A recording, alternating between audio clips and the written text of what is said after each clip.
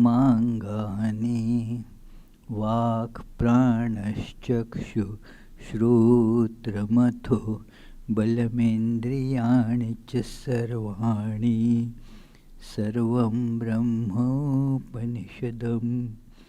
माहं ब्रह्म निराकुर्याम् मा ब्रह्म निराकरोत् अनिराकरणमस्तु अनिराकरणं मेस्तु तदात्मनि निरते य उपनिषत्सु धर्मास्ते मयि सन्तु ते मयि सन्तु।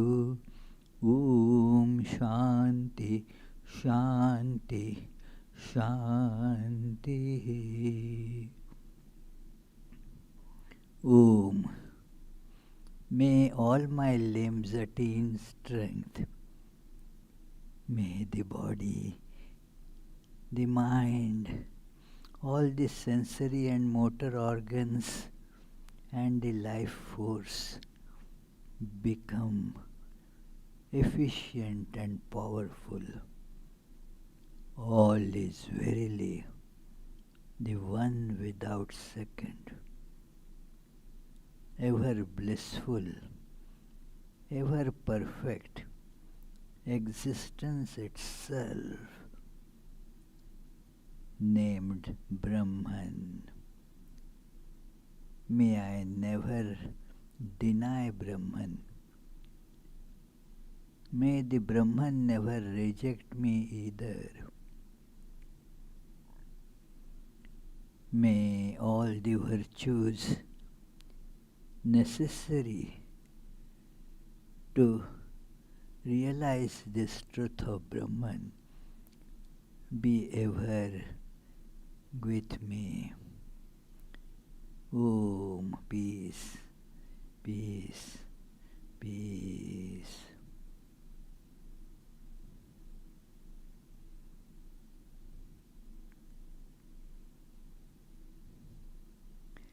Let us feel this truth of Brahman, our true nature, and the unity of all existence by feeling that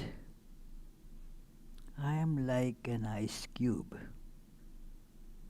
in a huge heap of ice cubes.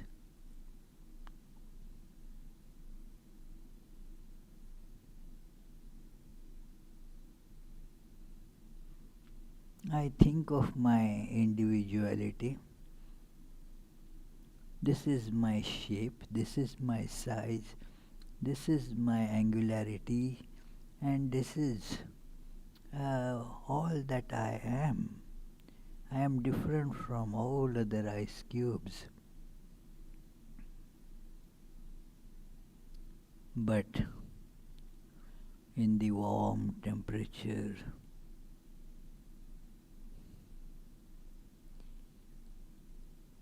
I see I am losing my shape. I have formed relationships with other ice cubes. Some I think as my parents, some as my siblings, some as friends, some as foes, some are unrelated. But I am different from all of them. But as things are melting, I start seeing this truth that all is really one. As it melts into water, I see there is no difference.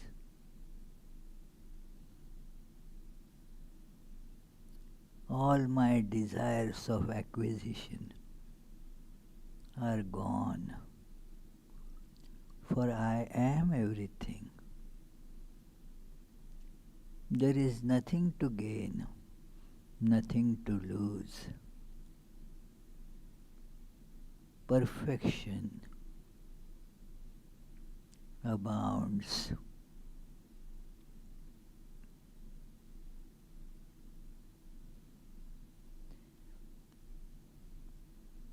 I am inseparable from Brahman.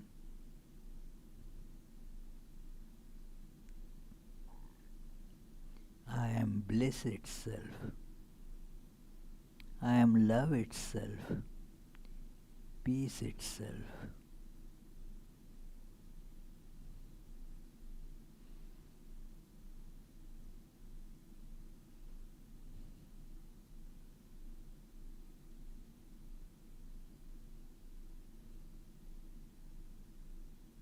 All the delusion of multiplicity has vanished.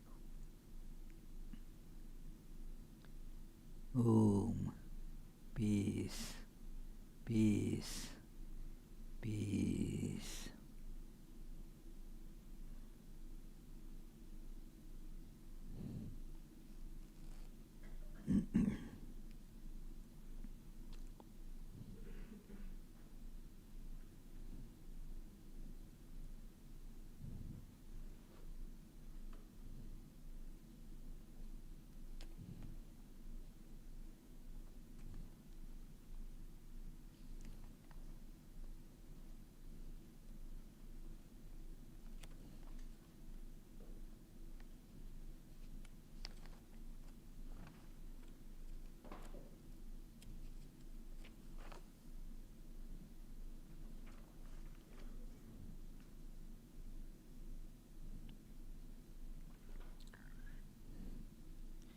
So we have been studying this story of Bhagirath bringing the Ganges to the earth.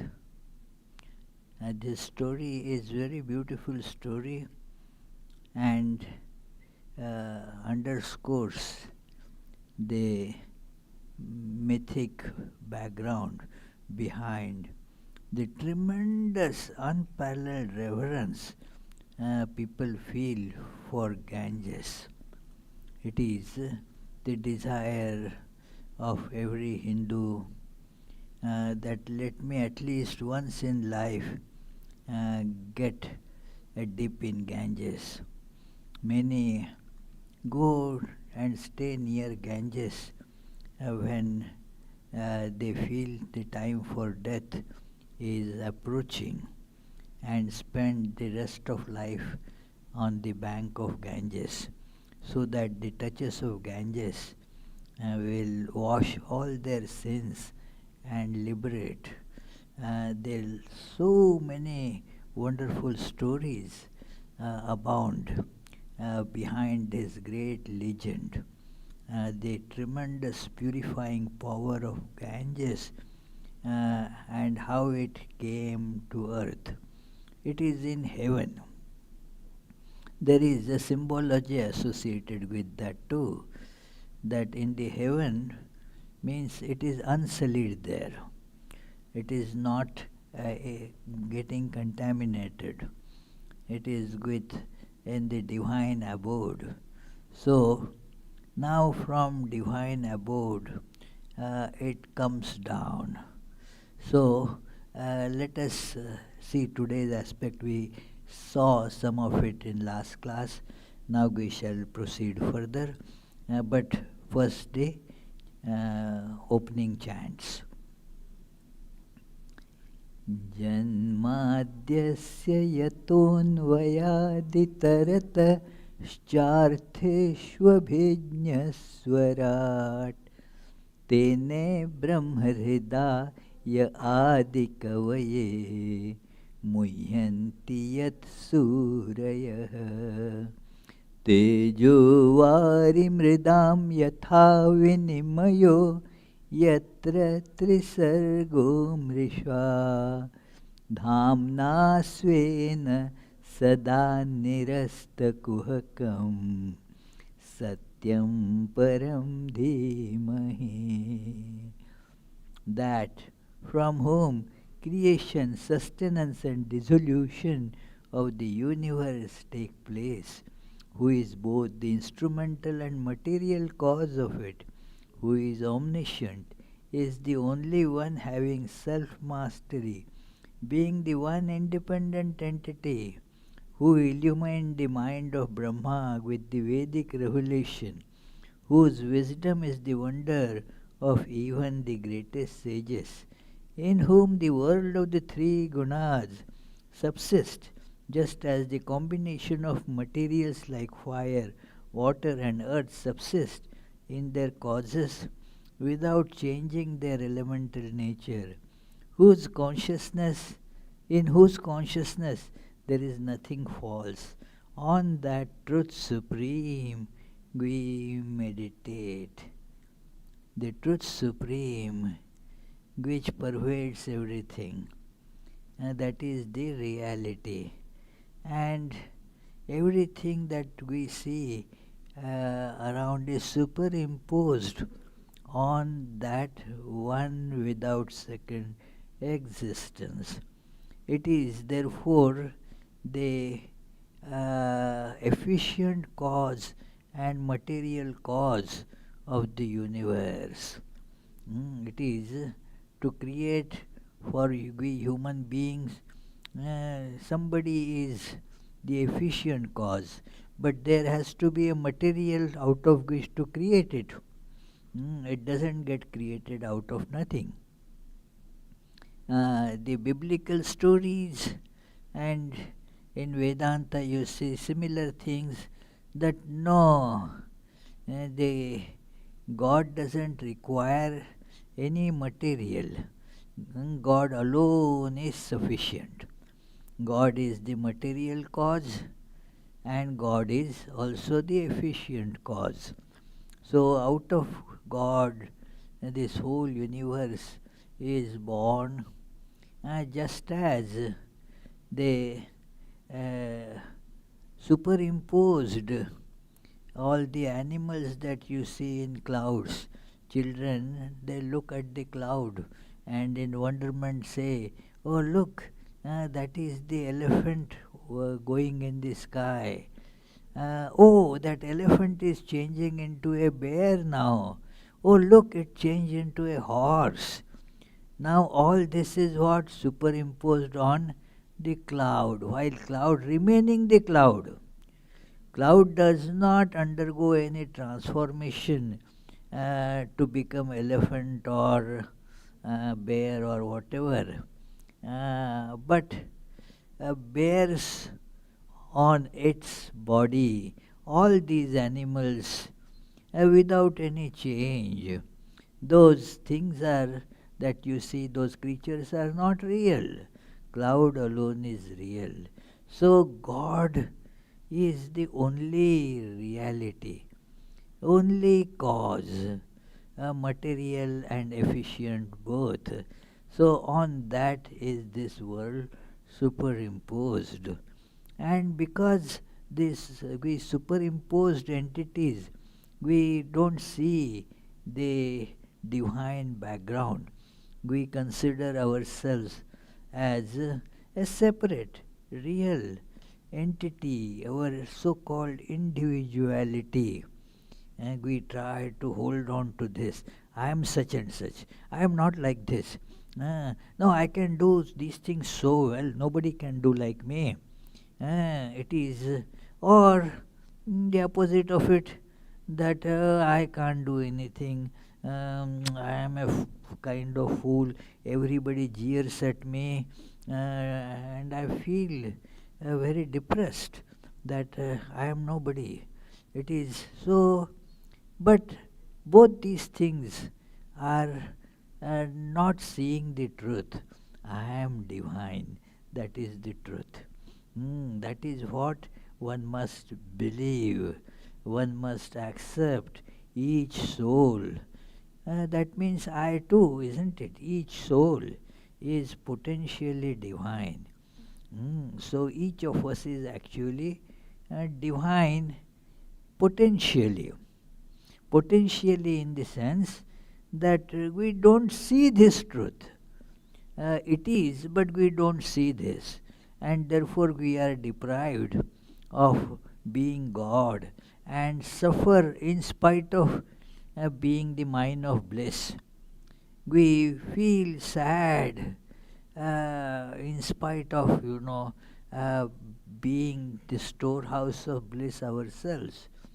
We feel uh, all the different types of lacuna. I don't have money, I am poor, and so forth, in spite of having everything. So, this is how all that is needed is to meditate on the truth supreme, that there is the one without second existence beyond time and space, and that supreme existence assumes forms and comes in our midst to deliver us from the sin of seeing multiplicity. Seeing multiplicity is a sin, because sin means not recognizing the truth. Sin doesn't mean that you have to go and murder somebody. Ah, actually, we do that without realizing. What is the desire to possess something is like murdering that thing, and we call it love. What do you do, Paul, when you say, I love ice cream? What happens to the ice cream? Eh? It is gone, isn't it? Yeah. So that is the nature of our love, our possessiveness. And it is because of this ignorance, this truth that I am all, is not recognized. So, to teach us this truth, therefore, this truth or God itself takes a form. And the form is a human form like Sri Ramakrishna, Buddha, Jesus, Rama, Krishna, and so many. But also there are forms which are not really humans, but they also get that divine appearance. Not being human, they are more durable, like Ganga, Mother Ganga. It is all, you see, Sri Ramakrishna, Holy Mother, and before that, so many sages, how lovingly, with tremendous devotion, they looked upon Mother Ganga. So, even wherever you are not staying close to that particular stream, whatever stream flows near you, you give it the name Ganga. So Ganga, it is like Sarvagatananji, my predecessor Swami, used to, that in Boston there is that near our center, there is this river, Charles. So he used to say, this Charles is my Ganga. So that is how Ganga, it is, it has that purifying power, that we ascribe it to it, that and feel that its touch purifies. So therefore you see, for time immemorial, literally every day, millions and millions people, they take a dip in Ganges. On certain occasions, every year, like Magh Mela, there is in this will come in about a month's time, that Magh. So there, that Indian month, coming near, say, January, February. So it would be occasion for many more people to particularly come and take a dip in Ganges. If that is a Kumbh Mela, then you know how it happens. So, Kumbh Mela, it is in Kumbh Mela, you see so many people, therefore, uh, taking dip in Ganges or in the wherever, depending on where the Kumbh Mela is. So, uh, this is the story of Ganges. Therefore, and as I mentioned, in my childhood, I read, and more importantly, my grandmother used to tell this story with so much of, the uh, feeling associated with it. So we saw that story that there were these sons of Sagara. They we don't go too much back, because then again we will not be able to proceed much forward. So this son of the king Sagara, they were 60,000. 60,000 of them were born of the same mother. So they were very arrogant because of being princess, and were endowed with strength, numerical strength on their side. So they, when they proceeded to protect the horse of that well-known horse sacrifice, Ashwamedha, the horse entered underground, and they followed it and saw that horse. After some search, they saw the horse is standing in a cave by the side of a great sage. And then they, instead of praying to the sage, they started criticizing the sage as the thief. You fellow, you have stolen our horse, and thus said all bad things about that. And because of that, what happened? They got burned to ashes. Not that the sage Kapila burned them to ashes. This is categorically mentioned here. Kapila didn't do anything. We see that because of our bad thoughts we get burned. Our bad thoughts affect us. Not that somebody else will do something to us.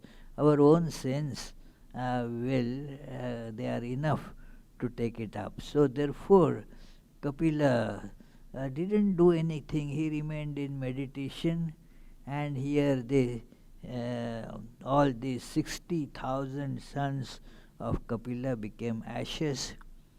And then the others, this Kapila's, this King Sagara's other wife had a son, and that son's son, his name was Anshuman. So he took up the job to find where the horse and my uncles, where did they go away? So, and in search he found out that, oh, there is this sage where the horse is there, and he prayed to that great sage Kapila, and Kapila said, well, you can take the horse, but your other uncles, they have become ashes here because of their own sins. And to redeem them, liberate them of their sins, only the touch of Ganges can do it. So therefore, Anshuman decided to put in efforts to meet Ganges and request Ganges river to come from heaven to earth. and performed lot of austerities, but didn't succeed. Then his son took up the challenge, but he also failed. Then his grandson, Bhagirath, he took up the mantle, and then he increased the level of austerities and prayers and devotion. So through that devotion, what happened was, as you see in this picture, the mother Ganges appeared before him. Bhagiratha performed great austerities to accomplish this task that started from his grandfather. So this is the third generation that continuing these austerities. As I mentioned, many big works require generations and generations of work to put in. It is one example. I told that go to see the caves of Ellora. You can see that that is not the work of one generation of those skillful sculptors. Many generations spend their lives to get these sculptures ready. So it is thus the work of this bringing down the Ganges from heaven to earth continued for these three generations, and ultimately Mother Ganga then revealed herself to him and said, I am pleased with you, ask for any boon. Now the boon that Bhagiratha asked was, well, come to our earth and purify my ancestors by your touch. They are ashes, and that will help people all over if you come. And Mother Ganges raised two big objections. One is, when Bhagiratha made his request for the coming down to earth, Mother Ganga said, but who is there to withstand my tremendous forceful impact? If I directly hit the earth, my huge force will penetrate through the earth. It will go in one side and come out of the other side of the earth. Its impact is too much. Nobody can bear my impact. That is one big problem. And second problem is another thing because of which I do not wish to come to earth. All sinful people will wash their sins in me. Where will I be depositing them? What solutions do you have? Sri Ramakrishna used to tell a very nice story about a person getting the sins washed in Ganges, takes dip in the Ganges, but we see that it is the person is again committing the sins. What happened? So he would tell that what happens is that although Ganges purified that man, before he went into take the dip, all the sins they got onto those clothes that he took off before taking the dip. So the sins remained there, and when he took the dip and came out, now the sins again climbed on this person. That is the problem. So that is why this is a symbolic story, that unless there is that deep feeling, that I have to cleanse myself. The Ganges is a help, but otherwise it is not going to.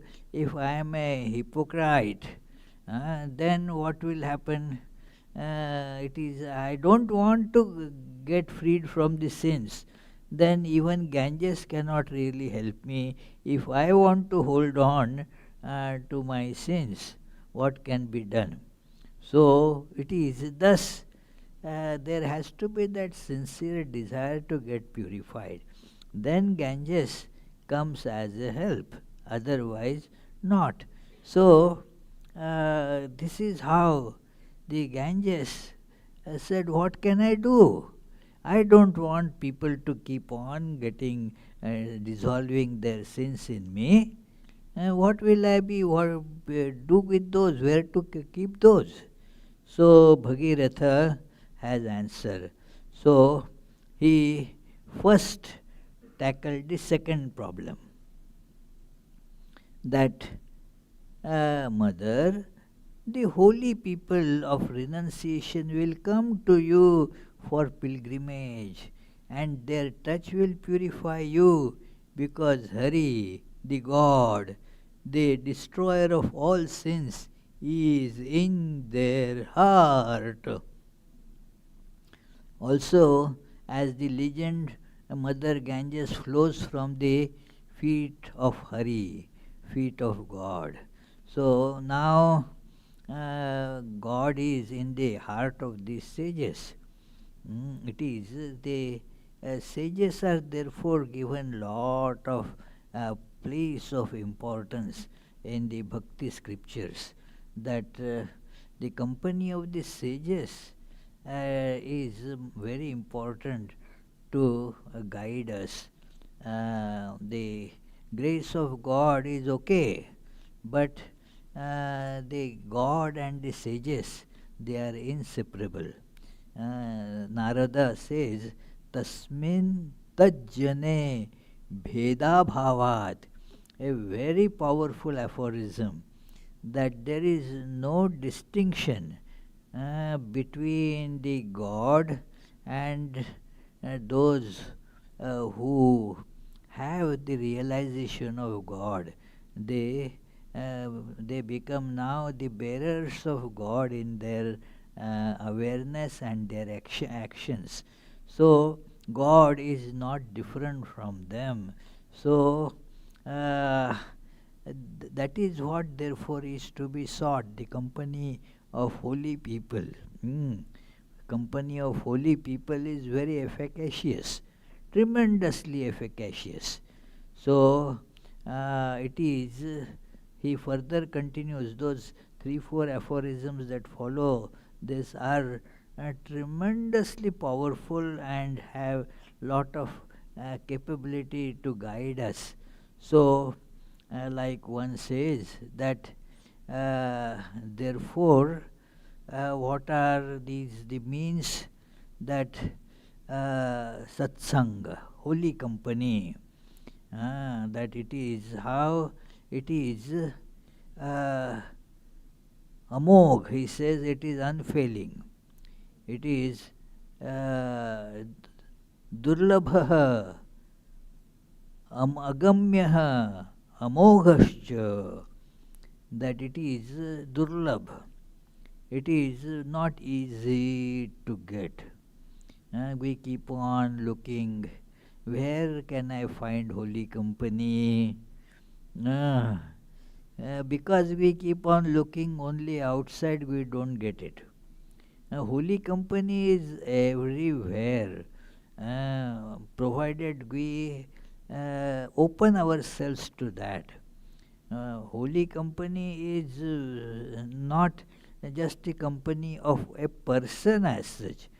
Let us, remove that kind of misunderstanding. It is, everything is really God itself. Like, why this chair is not holy? The chair also is holy if you can see it in that light. So it is holy company, but for us the most efficacious is somebody who is living, a human being who is living a life in the light of the divine realization. That company is really holy. So how is it when we see that holiness in a person that becomes a transforming agent for us.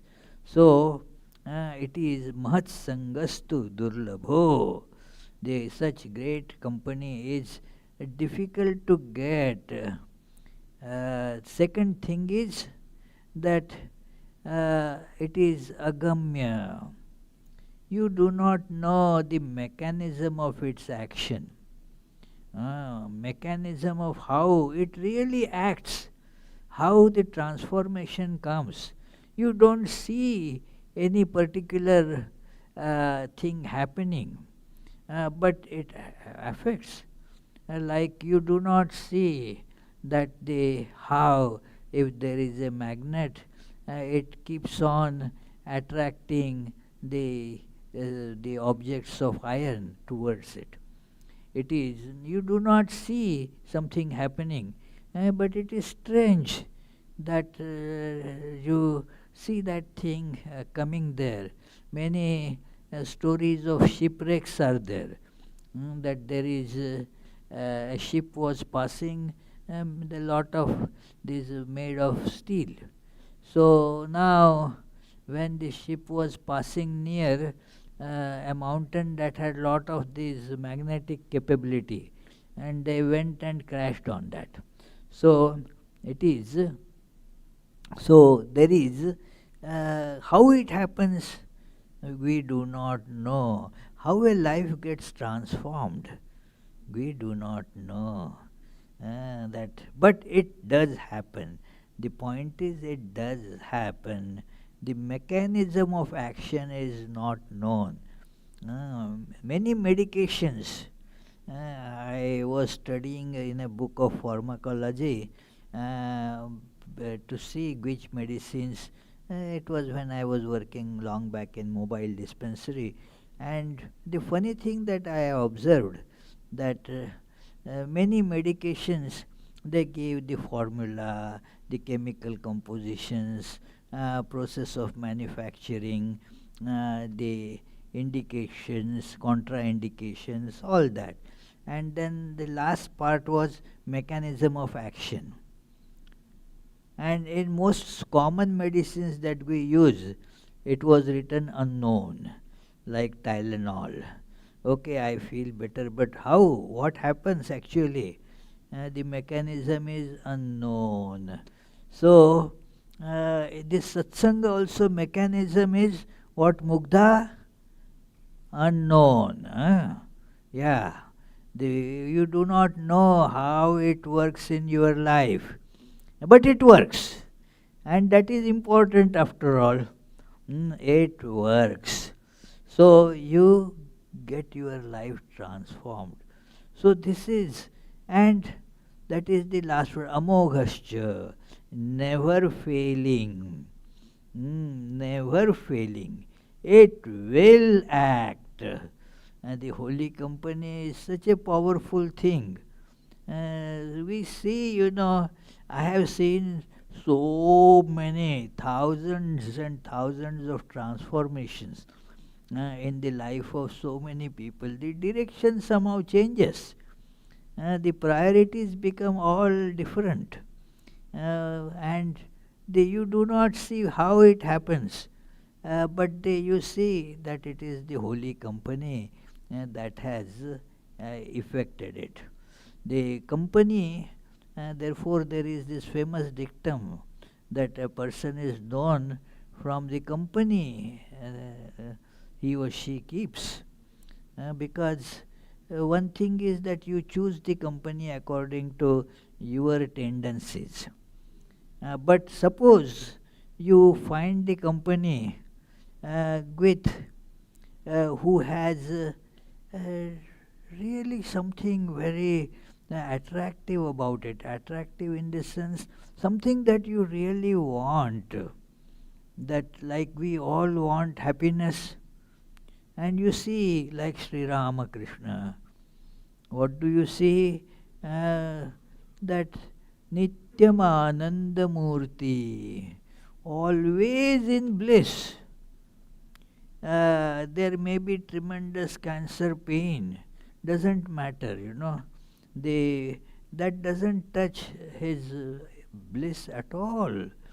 Whatever pleasant, unpleasant situations come, he is always in bliss.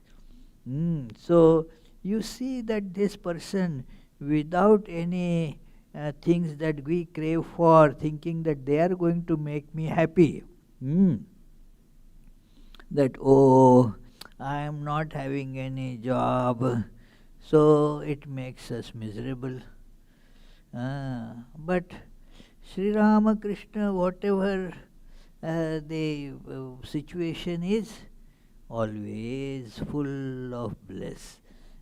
Somebody says that it is, I am undergoing so many problems, and the world is full of them. There is always some problem, otherwise we will not be able to survive. We have to have some problem to keep on tackling. Otherwise we go and buy one. Yeah, because we want a problem. Yeah, so we go and buy one. Oh, let me get a new house. What is it? So means new problem. Oh, there's so many difficulties, and yet that is how the life is. But when we see this fellow is so happy, without anything with him, and yet thus that puts an impression, and not very consciously. This happens without our being conscious of it. So that is how the presence of this uh, Mother Ganges, that will happen. So Bhagirath says that these holy people of renunciation, that is very important thing said about how to know a holy person. Renounces. Otherwise, that person is not really holy. Renunciation can be internal and added to it by external. But internal this renunciation, the idea is everything belongs to God. Nothing is mine. What Mugdha? Nothing is yours. It is, so give up that false notion that these daughters belong to me. No, they don't belong to you at all. It is foolishness, ignorance to think that they belong to me. No, they don't belong to you at all. That is renunciation. So, holy person, because of renunciation, a person becomes holy. They go together. That without renunciation, the person cannot be holy at all. May spend hours in sitting in meditation, so called, but what the meditation happens, my I and mine, on that the meditation will keep on happening. So therefore, one must see that the word used here, the holy people of renunciation will come to you for pilgrimage. Here actually in original the word, or in the original translation also, is the word is in the pretext of pilgrimage they will come to you, and their touch will purify you, because Hari, the God, the destroyer of all sins, is in their heart. So again the same Narada's aphorisms, they declare that these holy people with so much devotion filling their hearts, what happens? They make all these places of pilgrimage really places of pilgrimage, because they go there, the other people also follow and then destroy it. But it is, that is, yeah, all like places like Rishikesh, and a very holy place, and the holiness is still there, but people set up shops, even the liquors and whatnot, everything, it becomes a marketplace. So, uh, so that is how the human tendencies are.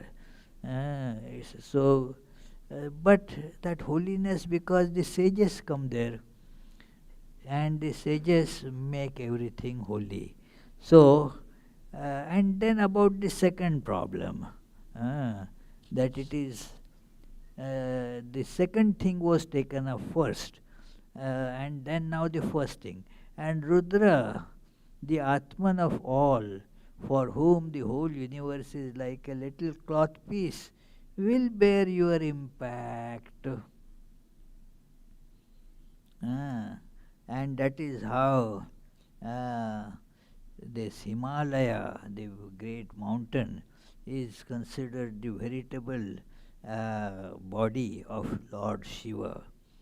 So the Mother Ganges flows from there, and gradually its torrentials, these streams, they get calmed down. It gets distributed into several different streams there.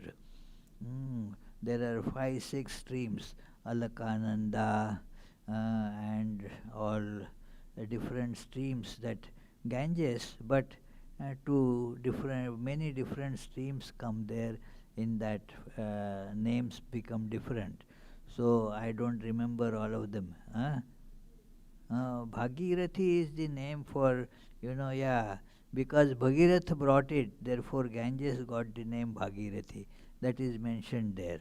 So it is. Then Bhagiratha proceeded to please Rudra. Ah, so it is, Rudra is easy to please. What it you many of you know men have that name. Therefore, one of them is doing right the work here, Ashutosh. Ashutosh means becomes pleased very quickly. Uh, do you become pleased very quickly? Huh? I hope. Okay, yeah. It is. So, Ashutosh. So, quickly getting pleased. So, uh, through tapas, the purifying devotional austerities, not just austerities, to show that, oh, see how big, long fast I can do, or how long can I stand on one head, or one leg. Sorry, head everybody has just one, but on one leg. So all these, that is not really what is called tapas. Tapas, the austerities, is that purifies our mind of all desires. Then only it has the spiritual value, the attempt of purification. So when you purify, and what does it mean? Give up the desires. Desires are the impurifiers. Our nature is pure. It is perfect. Nothing is needed. So when the desire arises, then it sullies us, it makes us impure, because we actually, in our true nature, we do not need anything. So the desires, they bring impurities. And then, therefore, the austerities mean denying these desires. No, I don't need this. The reduction in the needs. So that is how the austerities, and then the Shiva comes, appears, and then the compassionate Shiva. The Shiva's compassion is very legendary. We saw earlier in the studies of Bhagavatam, when the churning of the ocean brought out the poison was destroying the universe, spreading everywhere. Terrible. The fumes were. So Shiva said, okay, I will take it in. Mm. So Shiva, the mighty power, it took it in, and therefore Shiva's throat became blue. That is, so he's got the name Neelakantha. The one with the blue neck. And so, just to cool, therefore, that otherwise burning thing, he started putting on the these skin creatures like snakes. So, therefore, you see the snakes around Shiva.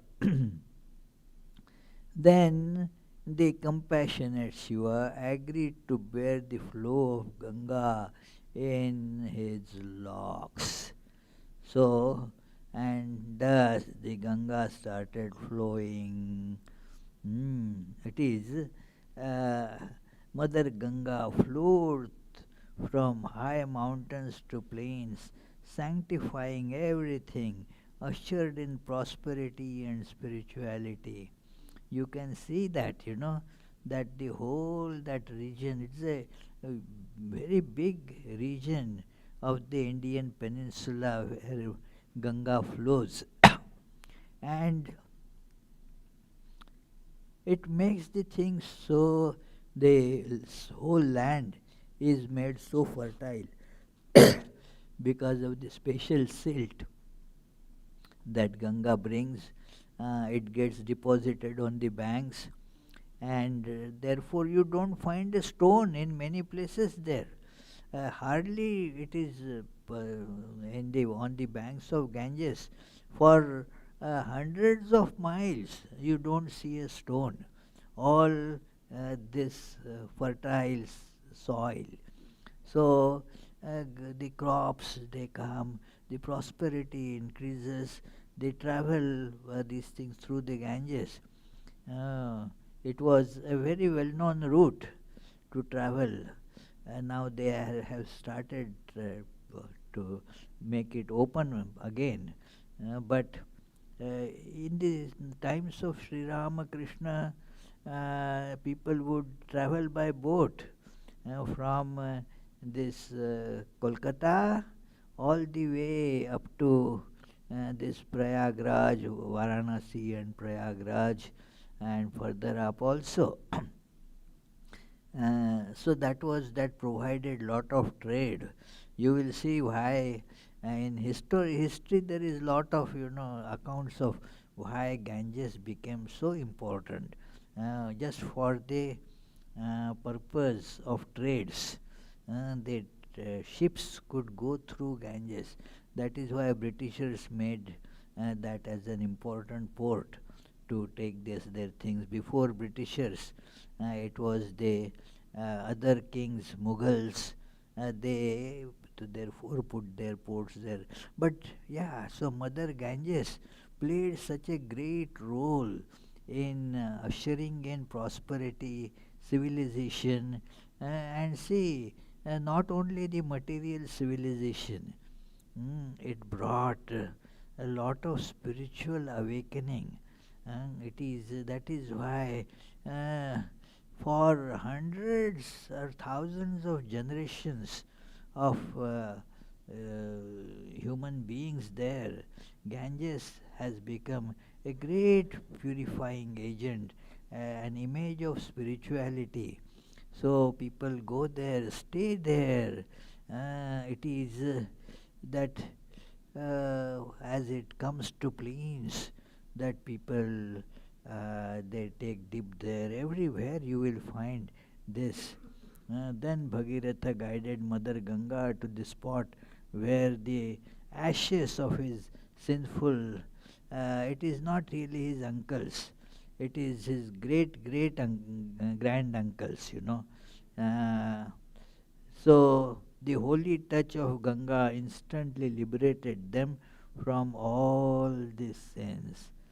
Everyone in India, therefore, reveres uh, Mother Ganga and regularly takes dip in it. See Sri Ramakrishna, Holy Mother, and many sadhus that I met, Many of them, their everyday routine contains this. Go to Ganga and take dip in Belur Math. One of my teachers, even though he was sick, he won't let that taking a dip in Ganga, won't forget that. Always go and get dip in Mother Ganga. So in Varanasi, Prayagraj, all this, this that places become so holy in Haridwar. So lots of people, huge gatherings.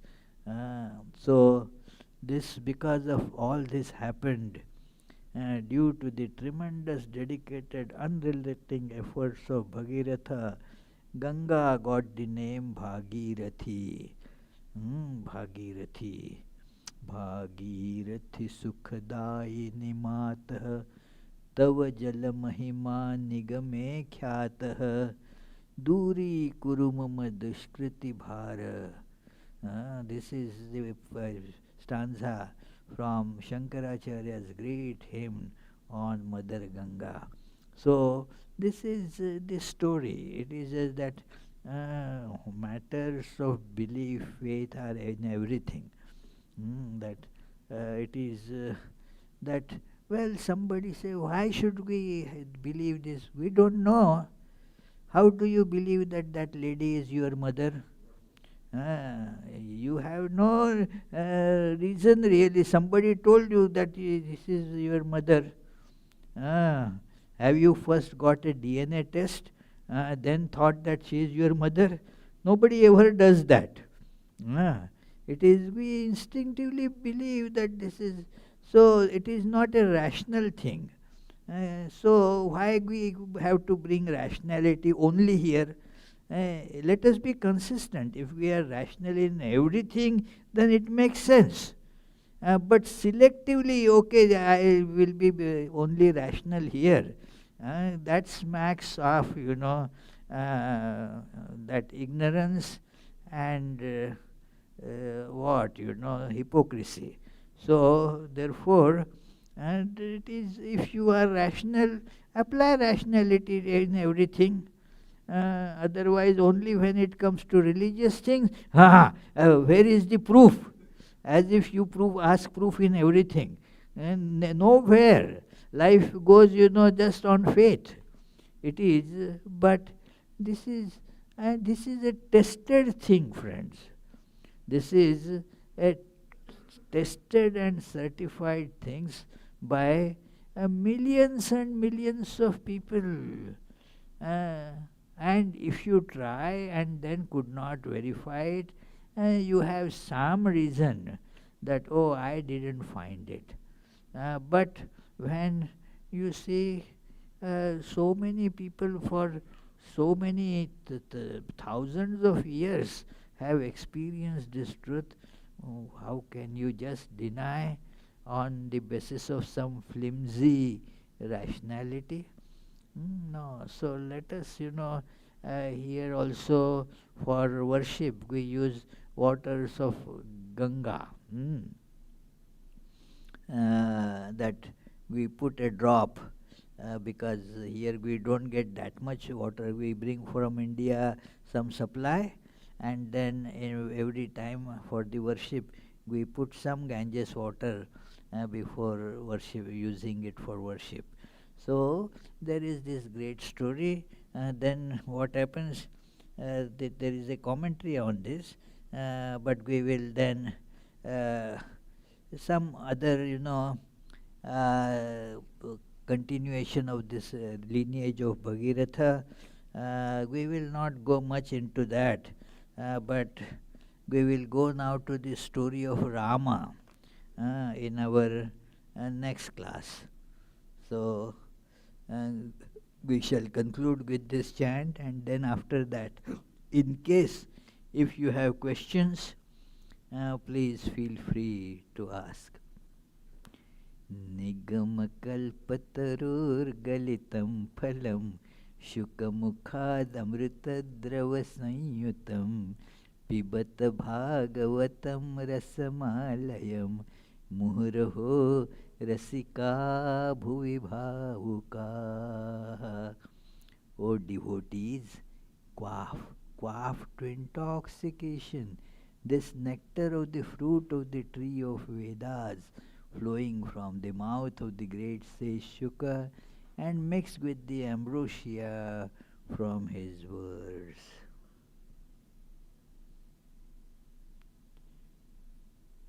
Anybody has any question here? This Gwyn wants to ask something.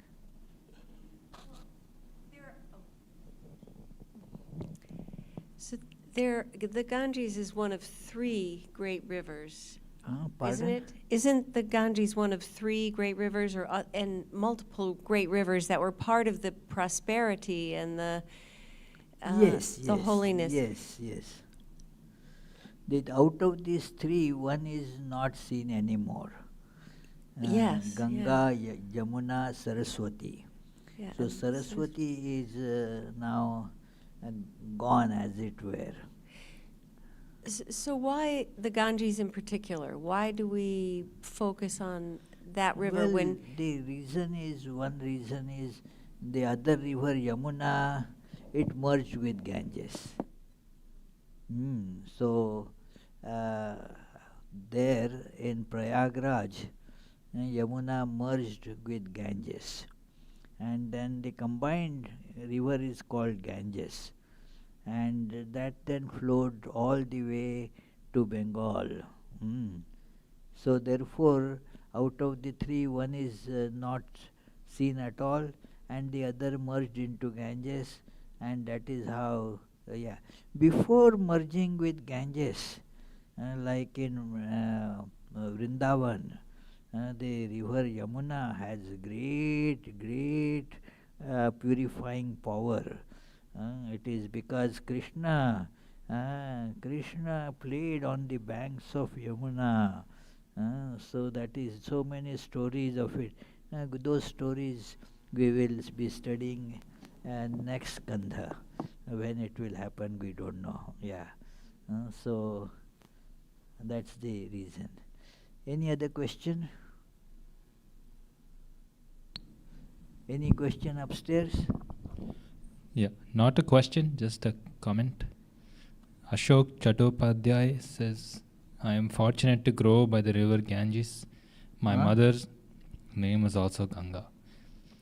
Ashok Chattopadhyay, what he is asking? He's just making a comment that I am fortunate to grow by the river Ganges. My mother's name was also Ganga. What? My mother's name was also Ganga. Good. You are fortunate. That's it. And there's one question. One question. By Shorty Bullock. Swamiji, could you explain this excerpt? Niyati has 2 aspects, human and superhuman.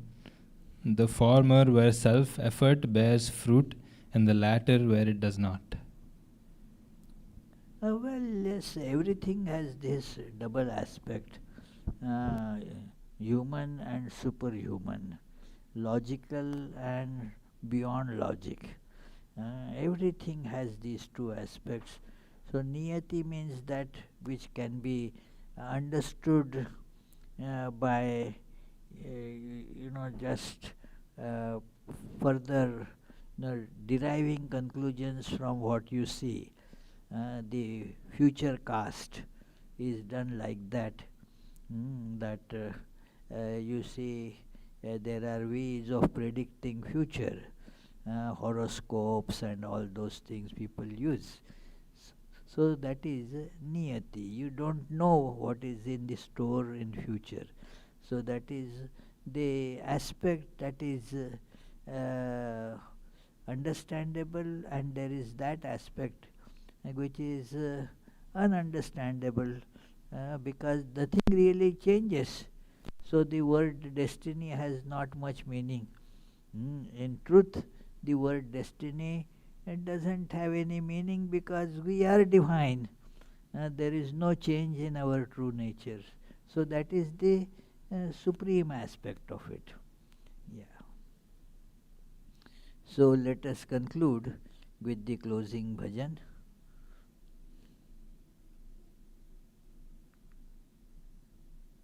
Oh, I did it reverse.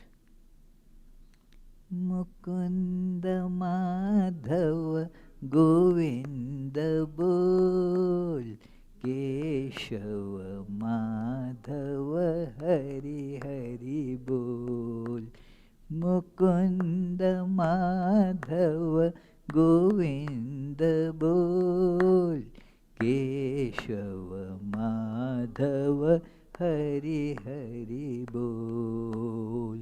Hari Hari बोल, हरि हरि बोल, हरि हरि बोल, हरि हरि बोल. कृष्ण कृष्ण बोल, कृष्ण कृष्ण बोल, कृष्ण कृष्ण बोल, कृष्ण कृष्ण बोल. मुकुंद माधव गोविंद बोल, केशव माधव हरि हरि बोल. केशव माधव हरि हरि बोल.